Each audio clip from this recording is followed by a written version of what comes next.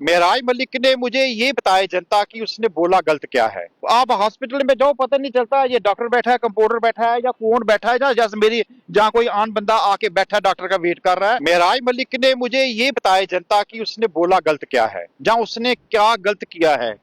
वहां जो डोडा का मेन हॉस्पिटल है वहां मैं खुद गया हूँ। लास्ट ईयर मैं गया था, मुझे मैं डॉक्टर हूँ पेशे से, और वो मेरा जो अभी प्रिंसिपल है वो क्लास फेलो है, वो जो वहाँ डॉक्टर है तकरीबन मुझे जानते हैं, सुप्रीडेंट भी मेरा स्टूडेंट है।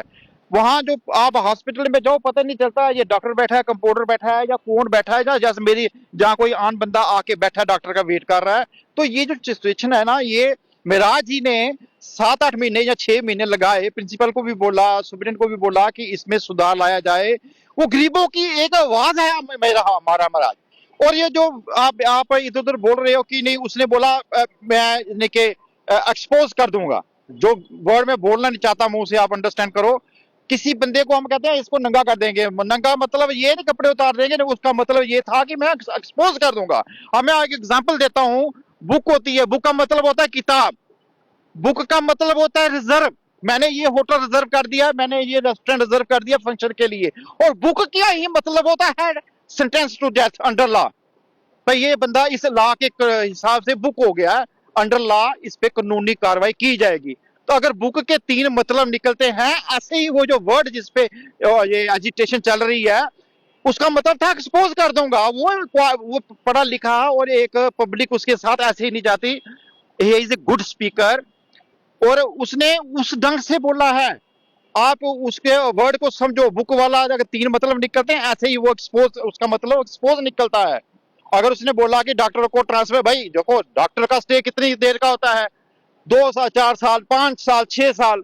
अगर कोई डॉक्टर ओवर स्टे करता है, ट्रांसफर पॉलिसी इसलिए बनाई थी कि जो डॉक्टर जो है 10 साल 20 साल एक जगह रहेगा तो उसके लिंक बन जाते हैं, फिर वो पेशेंट के लिए प्रॉब्लम क्रिएट कर देता है। तो वो मैं इसलिए, एक तो ये कारण था कि मैं पेशे से डॉक्टर था, क्लास फेलो मेरा प्रिंसिपल है, स्टूडेंट मेरा मेडिकल स्टूडेंट है। मगर महाराज ने गरीब लोगों की आवाज, वो कभी हिंदू मुस्लिम नहीं देखता, कोई किसी धर्म को नहीं देखता, वो सिर्फ एक पेशेंट के लिए बोला। आपने ये भी देखा होगा कि दूसरे दिन शाम की इंसानियत है। एक दादे के साथ पोता आया है, जो मैंने सुना रील में, आपने भी देखा होगा, या दादे के पे क्या बीती होगी, जहां उसके बाप जहां तो आर्मी में था, जहां कहीं दूर कहीं काम करता था, जिसकी वजह से वो दादा जो आया उसके साथ, उसको बोलोगे आप नाई से ये ट्रीटमेंट करा लो, वो तो वहीं उसके बाय हार्ट, वो अगर उसको हार्ट अटैक हो जाता तो फिर एक छोटे बच्चे को प्रॉब्लम है। आप तो एक तो एमबीबीएस डॉक्टर भी उसको ट्रीट कर सकता था, जरूरी सर्जन की जरूरत नहीं थी।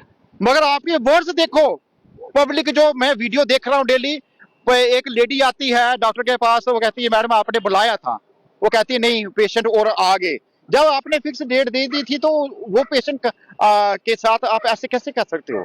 पेशेंट है, कोई कोई मेडिसिन नहीं है, कोई वो नहीं लेनी, कोई किताबें लेनी या कोई और कोई चीज लेनी है कि महीने बाद ले लेंगे।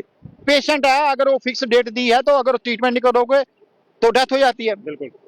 तो वही तो मेराज ने बोला कि अगर यहाँ डेथ होती है गरीब लोगों की, कोई नहीं पूछता, जहाँ डॉक्टरों को पता नहीं चलता, ड्रेस नहीं पहनते, कोई डिस्प्ले नहीं कौन सा डॉक्टर ड्यूटी पे है कौन सा नहीं, तो किसको पूछेगा आम बंदा अगर हॉस्पिटल में जाएगा तो। बहुत